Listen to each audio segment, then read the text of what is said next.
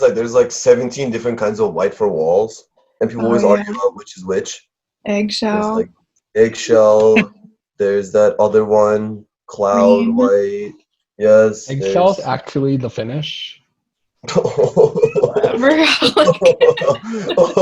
Okay, mister, I have a house. Oh, I see how it is. Alec, you're our old lady. All right. I think we ought to get going because I want to get through quite a bit today. Well, not quite a bit, but 2 chapters. The Achaean armies at bay, and then Patroclus fights and dies is chapter 16. I like that I called that chapter. Yeah, that was great. Oh, that was like... Spoiler. I know. And I'm going to do a bonus reading from this book, The Song of Achilles, which is actually, Nice. of all the books in the world, my favorite book. Really? Yeah. And I fell in love with it, and it's the reason I read the Iliad. So this started the whole thing. Okay. Well, And it's I'm getting basically, it. it's a retelling of Achilles and Patroclus's relationship from when they meet as boys through the Iliad and past it in Patroclus's point of view. So when we get to the point that Patroclus is begging Achilles to let him go and fight, I'm going to read you a passage because it's very sweet, and I want to give them free publicity and make you all read it. Maybe we'll have a book club. Is this Natalie Miller? Madeline Miller, yes. I'm buying it. Oh, never mind, go on. How expensive could it be? Is that the author of 168? Percy? No No, way. it's like $15. Get it. 160 paperback in Japan. Bro. It is in Japanese. We'll buy a copy and mail Yeah, it we'll to you. mail It'll her out cost a less. copy. Oh, Who page three, can- page seven. Give us a summary of the last 2 chapters, including the sexy chapter. I could do it. I just watched it last night. We're so funny. We are funny. Wait, what? Okay. Can I get the title of the first one? The first one is Battling for the Ships. Okay, so they do some battling for the ships. We mostly skipped that chapter. We did, but she's good. Sweet. Yeah, got it. But we do meet Sarpedon, who comes back soon. He's the head of the Lycians, and he's a Trojan. He's cool and awesome, and he tears down the wall. And then Hera outflanks Zeus. Yeah, also, I think this is in the first chapter. Thune dies? Soon, yeah. Oh, dude. Okay. Oh, the Manda Legends. Yeah, then we get to Hera outflanks Zeus, which we were told would be sexy, and it was more like, honestly, incest, even like rape culture. Yeah, it was seriously traumatizing. Yeah, it was Yeah. pretty uncomfortable. Hey, when in Greece. So I don't remember Hera's motivation, but she's like, I need to distract Zeus for a while, so I'm going to seduce him. So she talks to their daughter, Athena? / aunt / sister. Okay, yeah, they talk to Athena. Something. Oh, no, Aphrodite. Oh, yeah, I knew it was one of them. They talk to Aphrodite. Okay, so Hera's like, Aphrodite, I need to seduce your dad. Can I have your bra band? And she's like, yeah, here, Mom. Here you go. Have Your fun. mom. And Go then get busy. Hera talks to the god Sleep, and she's like, hey, I need to seduce Zeus. Can you put him to sleep when I'm doing that? He's like, yeah, sure, I guess I'll do that if you give me like this. Well, she's like, I'll give you this fancy throne that my son's been making, and I'll give you a woman. And he's like, I want this woman. I want this woman. And she's like, sure, you can have that one. Then she's like, okay, I'm going to seduce Zeus now. They're out in the open, and for some reason she's like, we can't fuck here, we gotta go fuck in private. And then there's like this cloud of fog that surrounds them, and then Zeus is out. I think that's what I remember. You're right, good. Her motivation is basically the Trojans are destroying the Greeks too much, and that's Zeus's plan because he wants the Trojans to be beating the Greeks so that when Achilles comes back to fight, it looks even cooler than it would have been. But the Trojans are doing too well. So Hera put him to sleep for a little bit, and then Poseidon, who is here now, was able to give the Greeks more power, and they were kind of pushing back for a little bit more.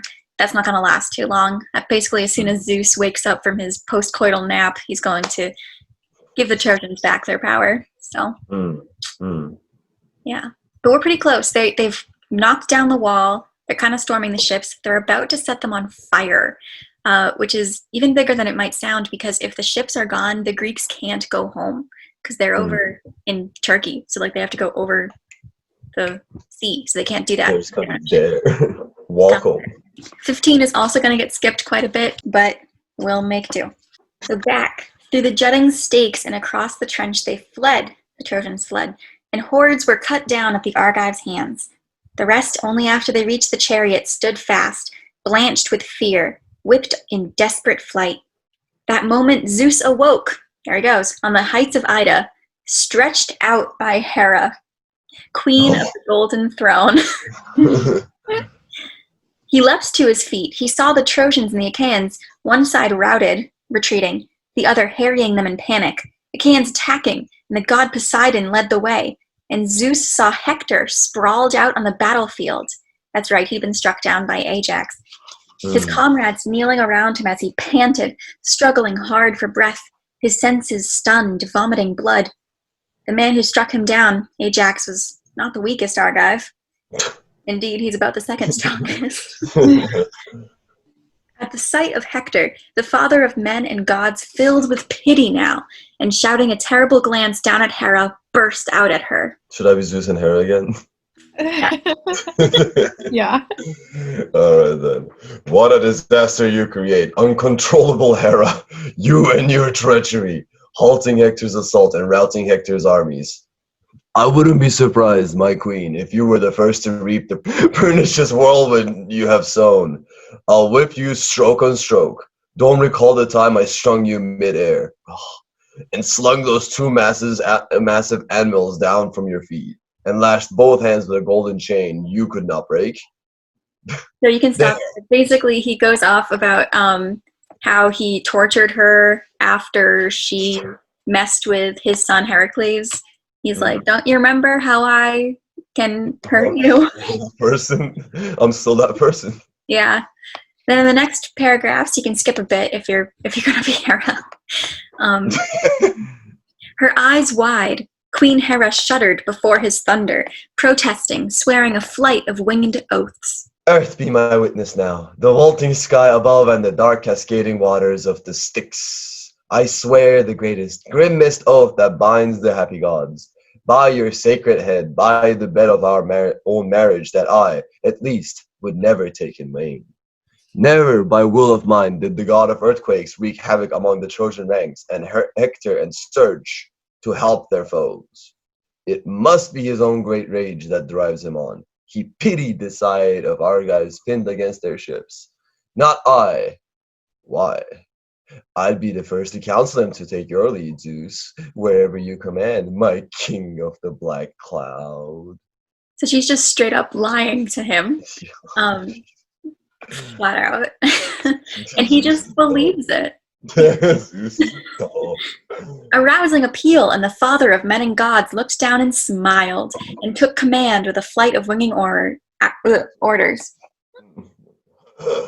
Excellent, Hera. Now, if in the years to come you'll accord with me, my wide-eyed queen, throned with me in the gods of decisive sessions, then Poseidon, bent as he is to go his own way, must change at once and wrench his will to ours, to yours and mine united.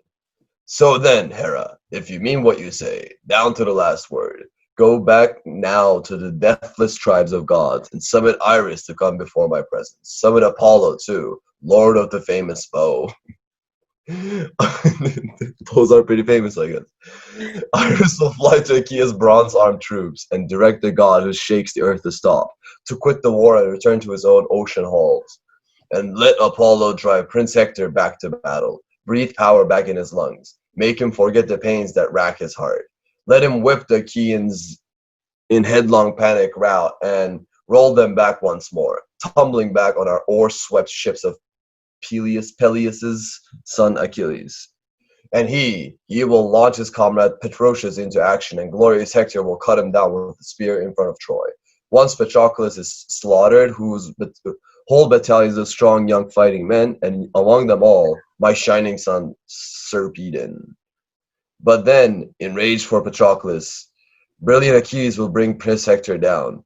And then, from that day on, I'll turn the tide of war. Back to fighting goes. No stopping it, ever. All the way till the Achaean army sees the beetling heights of Troy through Athena's grand design.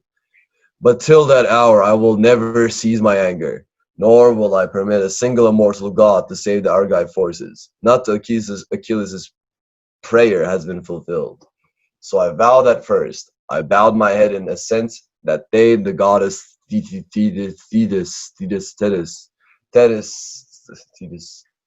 Thetis clutched my knees, begging me to exalt Achilles' scourge of cities. Yes, great. That's a lot to read, but it's very important because that is basically the rest of the book. There's a lot going on with this piece. There's a lot of prophecies at work here. The prophecy that they all knew before going into this is that Achilles, if he goes to this war, he is fated to die. They later, at some point, learned that he won't die until Hector is dead. So Zeus is kind of spelling out what he knows as the king of the gods is going to happen. And we're going to see that play out more or less word for word pretty soon, actually. That's kind of sick. Yeah. So then Hera goes off, gets Iris, does all of that. Ares gets mad for a second, gets put back in his place. No one likes Ares. Ares is pretty useless in this book. Yeah, he's like, I want to save my son who's dying. And Athena's like, no, you maniac. Literally called him a maniac. Oh, man. Like, for a book that's exclusively about war, Ares is a really small part. Yeah. It's kind of sad. Apollo is called down, and Apollo is eternally on the side of the Trojans. He just loves these Troy boys. Troy boys. Awesome. And Zeus had told Apollo to revive Hector. And Apollo, he did not neglect the father's orders. Down from Ida's peak, he swooped like a hawk, the killer of doves, the fastest thing on wings. He found Prince Hector, the king of... What? The king of wise... The son of wise... The Whatever. king of wise son, Priam. I'm your king, son. He found Hector. Sprawled on the ground no longer, just regaining his strength, just beginning to recognize his comrades round about beneath him. Oh. His heavy sweating, his hard breathing stopped. The moment the will of storming Zeus revived him. Apollo the archer stood beside him, taunting. Hector, son of Priam, why so far from your troops? Sitting here, half dead, some troubles come your way? Hector, I don't like Apollo. That's what everyone's over. Hector struggled for words, his helmet flashing. It's like, ding. Who are you, my lord? Who of the high gods to probe me face to face? Haven't you heard? I was killing his friends against the ships when the lord of the war cry, Ajax, struck me down with a boulder square across my chest. He took the fight right out of me, I can tell you. I thought for certain I'd go to join the dead, descend to the house of death this very day. I thought I'd breathed my last. But Lord Apollo, the distant, deadly archer, reassured him. Courage! Look what a strong support the son of Cronus speeds from Ida to take your side and shield you. I am Phoebus Apollo, lord of the golden sword. I who saved you before, and along with you, your towering city too. So up now, Hector. Command your drivers here and all their hundreds to lash their plunging teams at the hollow ships, and I'll surge on ahead, clearing the whole way for the teams' assault. I'll bend the Argives back. And that happens.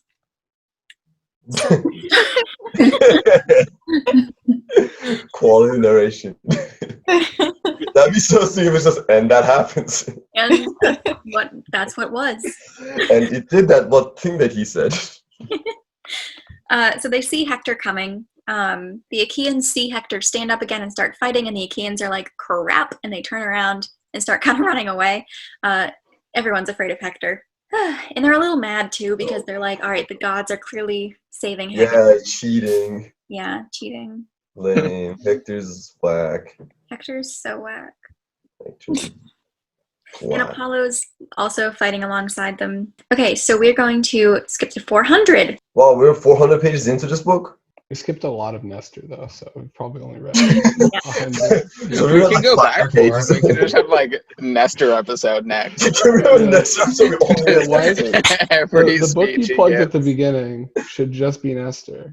That should You know, Nestor's really the main character of this, as far as I can In it, Yeah.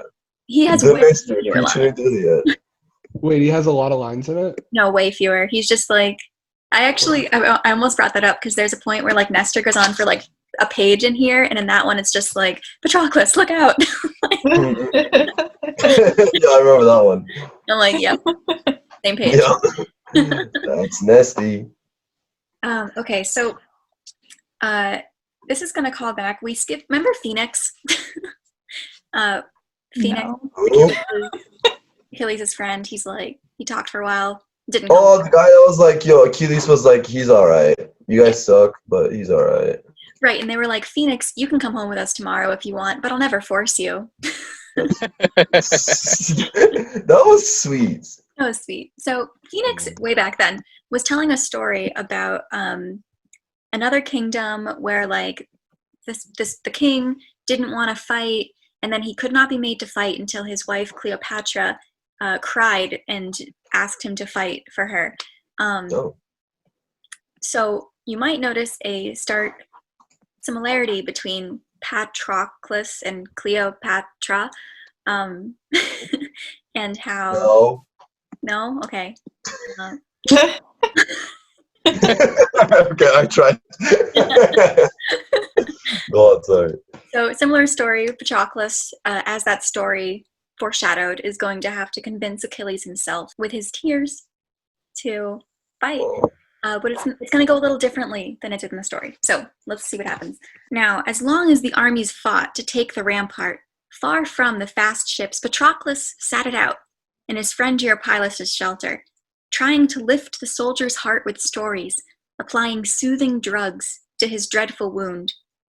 But as he sought to calm the black waves of pain, as soon as he heard the Trojans storm the wall and shouts rise from the Achaeans lost in panic rout, Patroclus gave a groan and, slapping his thighs hard with the flats of both hands, burst forth in anguish. I can't stay here any longer with you, Euripides.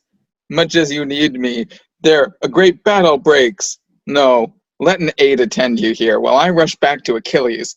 Spur him into combat. Who knows? With the gods' help, I just might rouse him now. Bring his fighting spirit round at last. The persuasion of a comrade has its power. With the last words, his feet sped him on. Meanwhile, the Argives blocked the Trojan assault, but they still could not repel them from the fleet, outnumbering them as they did. Nor could the Trojans once break through the Argives' bulking forward mass and force their passage through to the ships and shelters. They're still kind of stuck there a little bit. But that's like a meanwhile thing. So Patroclus is making his way to Achilles' and his tent, and this fight's still going on. Ajax is fighting. Hector is fighting. Teucer's there. Teucer has a bow, and he pulls back his bow, and then Zeus like breaks his bow, and then he's like, my bow, and then Hector's like, whatever, like Whatever. now to the ships. I like this. Like, oh, I forgot to mention ships for a couple chapters. Let's go back to the ships. Back to these long and fast ships.